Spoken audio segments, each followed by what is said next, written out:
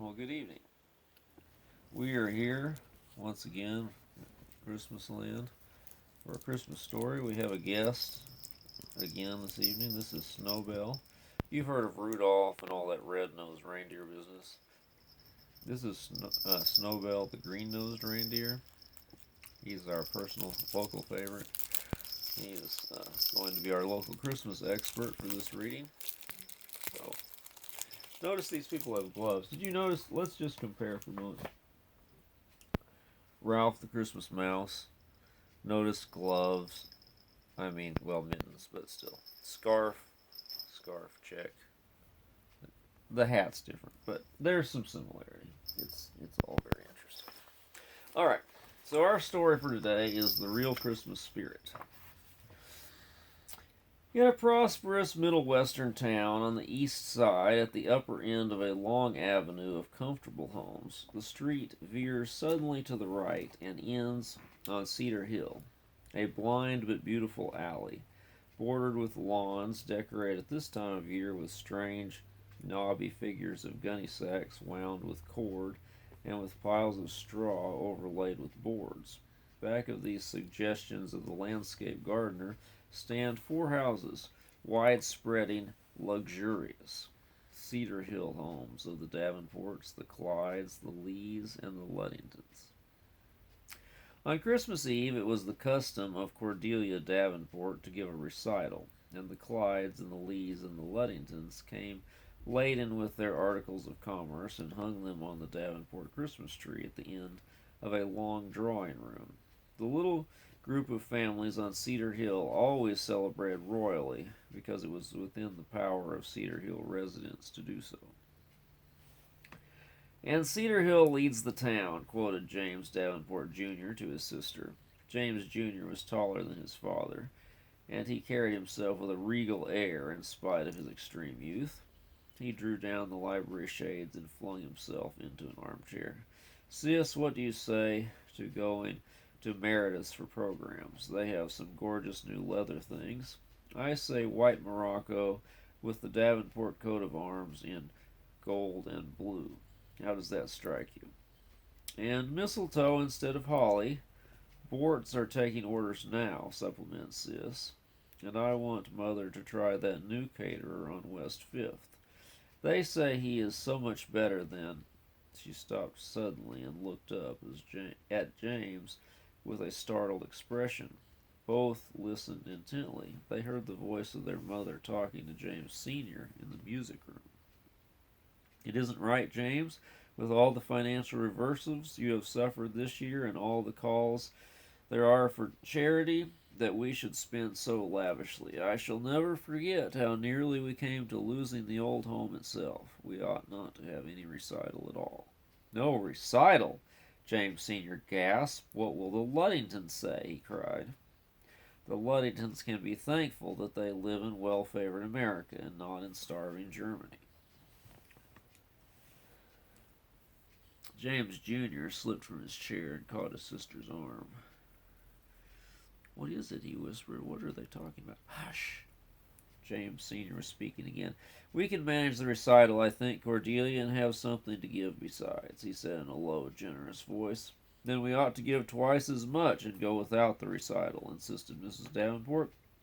It would be positively wicked of us to have the usual orgy of presents and feasting while there is such great need. The Davenports have always led, let us lead now, in giving, in sacrifice. What will the children say? Asked her husband suddenly. Never mind what they say, James. They need just this kind of experience. They are spendthrifts, both of them.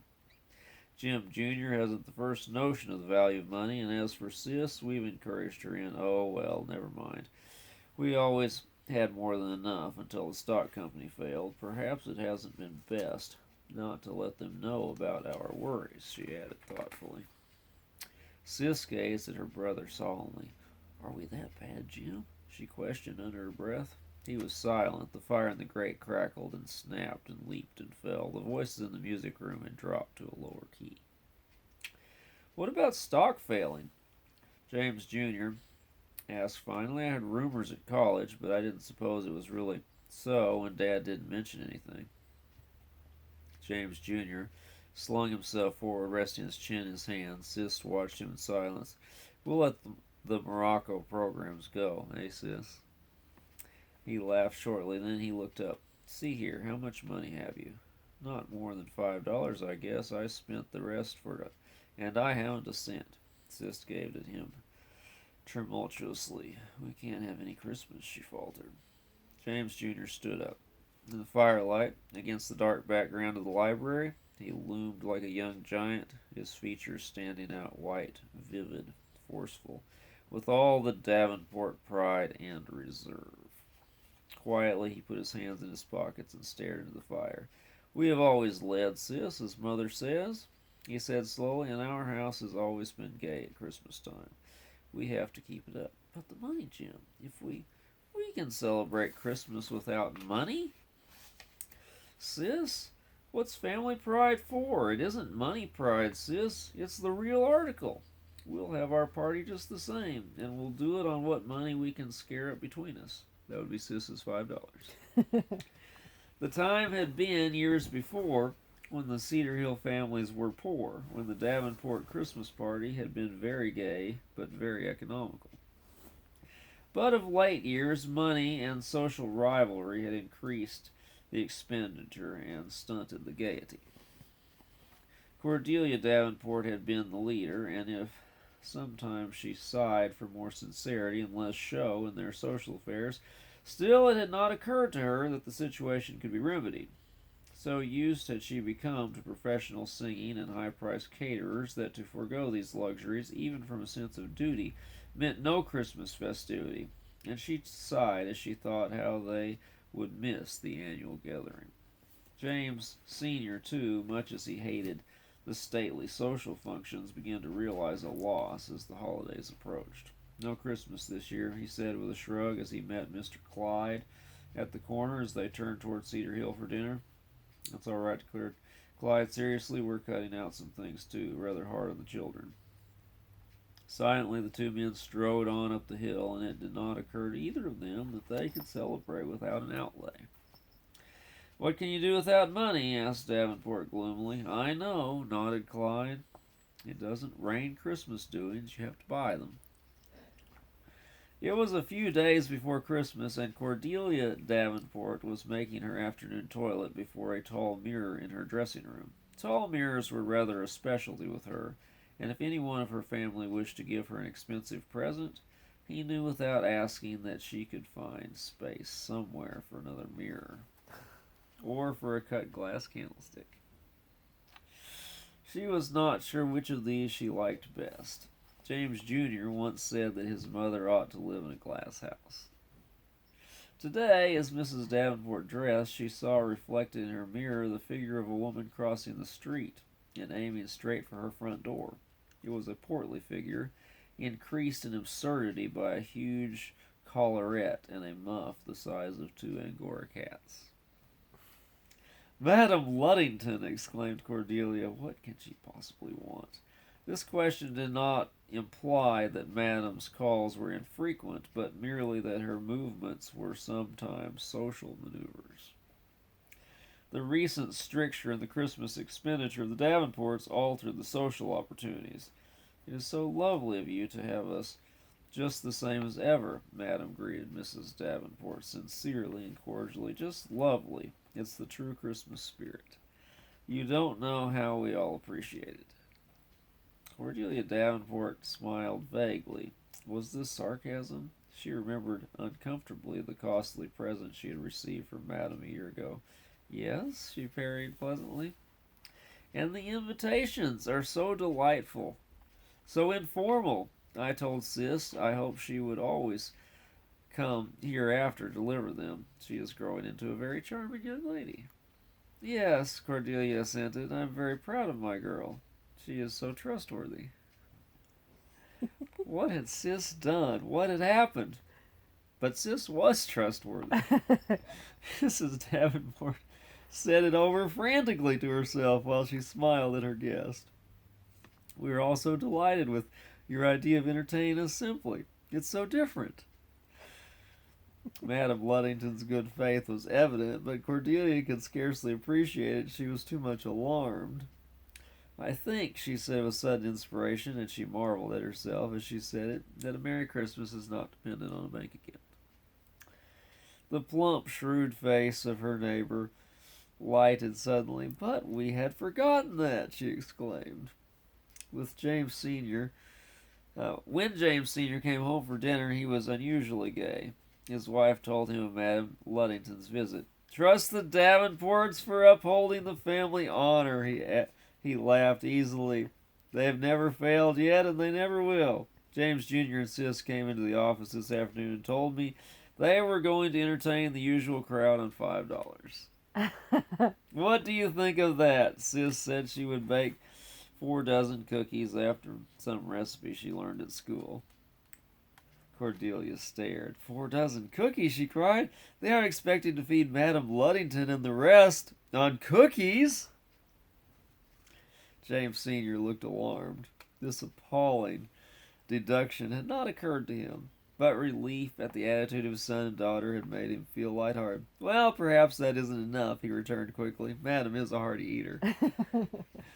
Then they both laughed till they cried. "It will be perfectly awful," she sobbed, "to give those people cookies." But the children mean well. Then she dried her eyes and went to arrange her hair, but she stopped short in astonishment. "James," she called. "James, come here." Before them, where the long, broad mirror had hung, was a plain, bare wall.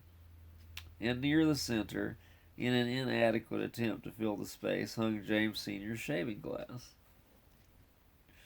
Stuck to the wall with a pin was a bit of paper scrawled in the handwriting of Jim Jr. "Merry Christmas, folks," it challenged. They were disarmed. There was nothing to do but laugh and wonder. The little paper as much as said, "Don't ask any questions."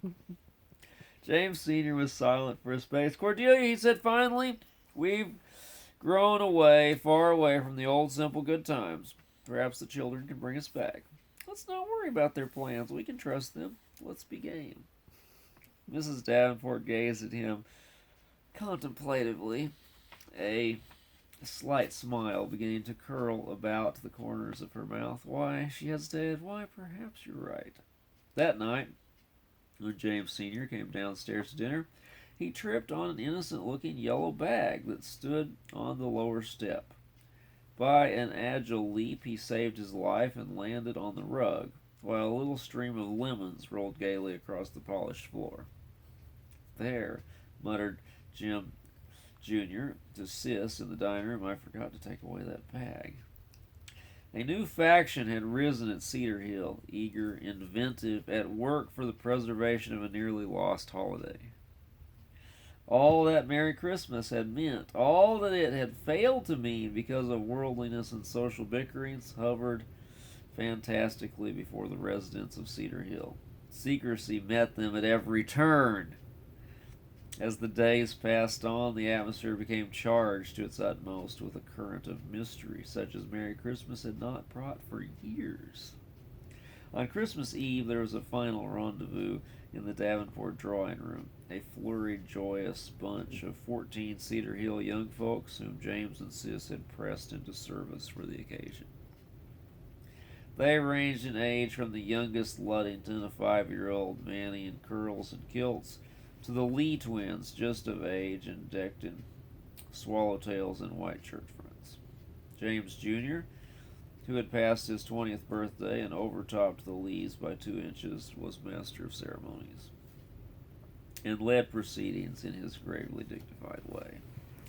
Next to him was Isabella Clyde, the tall blonde, beautiful in blue chiffon, and then Sis, black-crowned Sis, whose graceful ways and glorious blue-black hair were attractions that made one forget the color of her gown.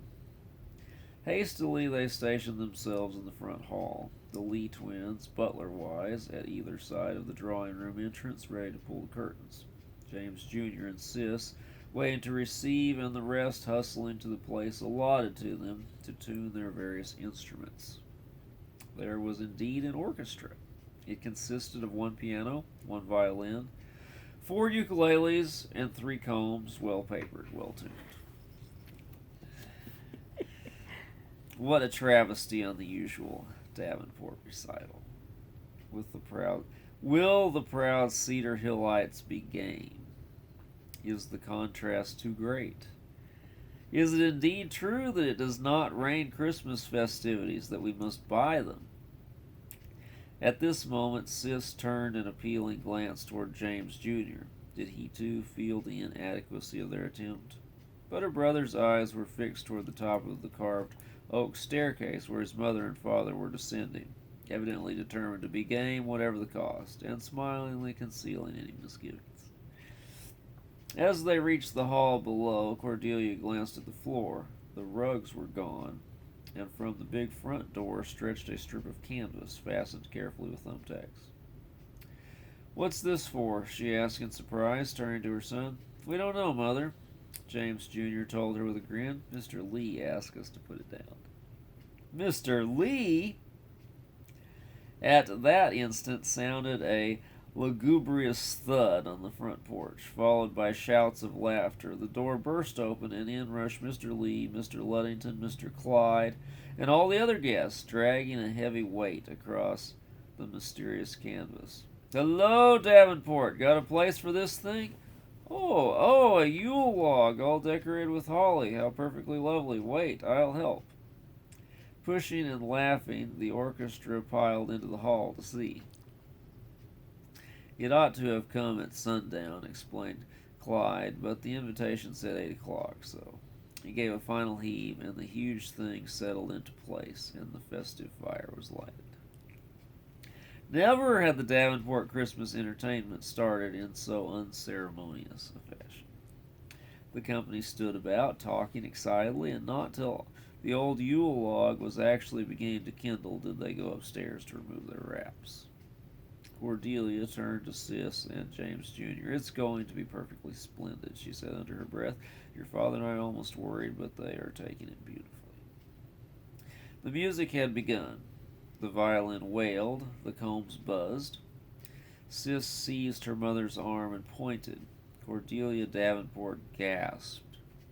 Down the staircase came Mr. and Mrs. Lee, arm in arm in solemnity unequaled, and behind them trooped the other guests, all arrayed in costumes the splendor of which no Davenport recital had ever witnessed. Mrs. Lee's gown was composed completely of ruffles from the Sunday comic section, in pink and red and blue. Her husband was in black and white, as became a gentleman, with narrow spiral ruffs of the Daily Tribune and the Argus Herald encasing each leg and arm. Were they game? Could anything in all the great town, with its wealth and pride, its poverty and greater pride, its struggles and sorrows, its jealousies and joys, equal the true Christmas spirit of haughty Grandmother Luddington in her rustling gown of fine print want ads? The younger Luddington jumped before her and clapped his hands, crying, "Oh, Gamma, Gamma!" and jumped again and lost his balance on the waxed floor and had to be hugged and comforted. The orchestra trembled and squeaked and failed in laughter. The guests rustled and swished and laughed, while the Lee twins, faithful to their office, drew back the heavy crimson portieres and revealed the Christmas drawing room. There were no festoons of ground pine, no holly wreaths, not even the ancient bunch of mistletoe, but a blaze of glory that dazzled and blinded. The walls were lined with plate glass mirrors, full length, expansive, reflecting in bewildering infinity, multiplying 1,000-fold the candles burning in Cordelia Davenport's cut glass candlesticks. There was the big library mirror with its gilded frame, the mirrors from dining room, hall, guest rooms, and all the family looking glasses, everything that would reflect. And in the center of the room, upon a tiny table, stood a diminutive Davenport Christmas tree, its tiny candles glittering and winking at their million reproductions reflected on every side. There were 50 Christmas trees. There were hundreds, thousands it seemed. There were 25 guests. There were 50. There were 100.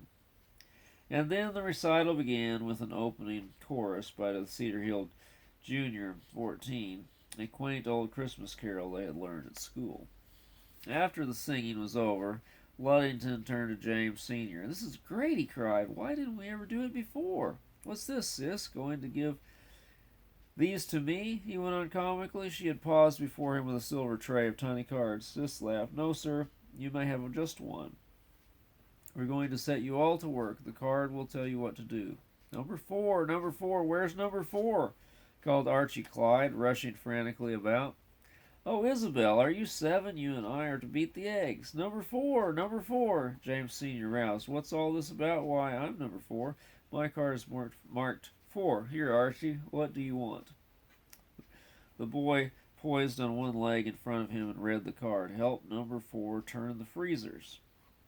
"When the gong sounds, lead the way to the kitchen," read Mrs. Lee meditatively. "Why, where is the kitchen?" Madame Luddington was adjusting her eyeglasses. "Here, somebody," she cried. "Do read my card for me." She handed it to a curly-headed Luddington. "Oh, Grandma, you are to cut the cake." "Oh, isn't this fun? Wait, I'll tell you what it says. Please cut the cake, which you will find on the board shelf in the serving room. There is a knife in the left-hand upper drawer of the kitchen cabinet." "Oh," cried Madame, "how can I ever do anything in these paper furbelows?" A gong sounded above the din. "Come on, everybody," called Mrs. Lee. "We're going to the kitchen." "The freezers are all packed. All you have to do is keep them rolling," explained James Sr. to Archie after an examination of the 2 rounded tubs which seemed screwed to the table. "Where's the egg beater? Where's the... Doesn't it tell? Why, yes, on hanger above the sink. Here it is." Such laughter, such informality, never had been known. The newspapered guests flew back and forth. They folded paper napkins. They arranged plates of cookies. They beat eggs. They turned them stiff and foaming into the lemon sherbet. They carried chairs. They drew water and filled glasses. "I am to light the candles on the cake," sang Mrs. Clyde, "but where are the matches?" "Here, here, in this tin box."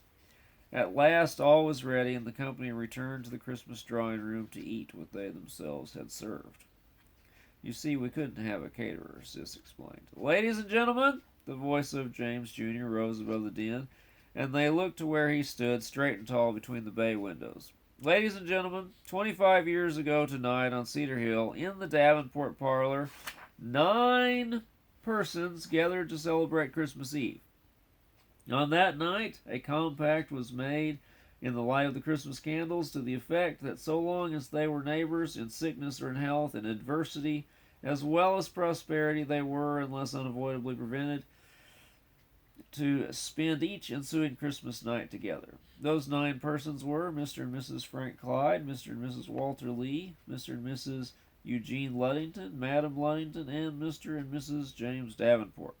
Wherefore, we, the children and heirs of the aforesaid persons, have determined that so long as the power within us lies, we will, with sincerity and goodwill to all, aid and abet the aforesaid persons, and that if at any time their courage fails or money is otherwise diverted, we will, by reason of our inherited ability and traditional inventiveness, provide such entertainment as may be needed for the annual occasion. In token whereof we present you with this birthday cake, holding 25 candles, each one of which represents a single Christmas celebration during the past quarter century. And," he added with a grin, "as there are now 25 of us, including 2 guests, there is just 1 piece apiece, with a candle for each."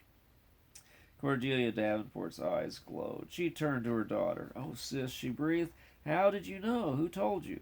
"Madam Luddington. And, oh, Mother, she's been just the best help. She suggested the paper costumes, too. Do look at her." The old lady was shaking with laughter, and she tried to repair a damaged paper flounce with pins. And then at last, amid the clamor of tongues, there sounded distant sweet chords. Intrigued, the guests sought the source. In the music room, the youngest Luddington, the little Manny in curls and kilts, stood by the grand piano looking at Sis. All the lanterns and candles but one had been extinguished. There was a sudden hush. Sis played the opening chord of Martin Luther's beloved children's hymn. The children turned and began to sing, "Away in a manger, no crib for a bed, the little Lord Jesus lay down his sweet head. The stars in the bright sky looked down where he lay. the little Lord Jesus, asleep on the hay. Across the room, where the singer gazed as he sang, was a creche illuminated with 3 candles. As the last notes died away into the night, there followed absolute silence. Christ had returned to Cedar Hill Christmas.